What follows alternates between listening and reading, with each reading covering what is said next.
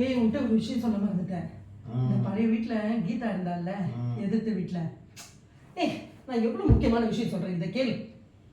எதிர்த்த வீட்டில் கீதா இருந்தால அவங்க வீட்டுக்காரு நல்லா இவ்வளோ பெருசு இவ்வளோ பெரிய நெக்லஸ் வாங்கி கொடுத்துருக்குறாரு அவனுக்கு, தெரியுமா? அது மட்டும் இல்லை, இதோ இங்கே பக்கத்து வீட்டில் லக்ஷ்மி அவ நல்லா பெருசாக கோலம் போட்டாலாம். அந்த கோலத்து மேலே ஒரு 2 வீலர் ஏறிடுச்சான். அதுக்கு ஏன் ஏறிச்சு அப்படி இப்படி ஒரே சண்டை. இன்னைக்கெல்லாம் ஒரே கத்துன்னு கத்திக்கிட்டு இருந்தா. என்னத்தை தான் சொல்றதுன்னே தெரியல.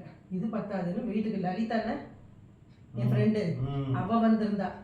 அவங்க மாமியாருக்கும் அவளுக்கும் ஒரே சண்டையா. அதுவும் என்ன விஷயத்துக்கு? 20,000 ரூபாய் புடவை வாங்கிட்டாலாம்.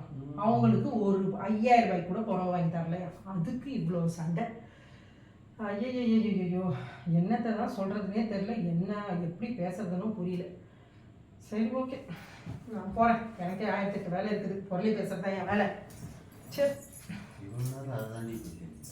எது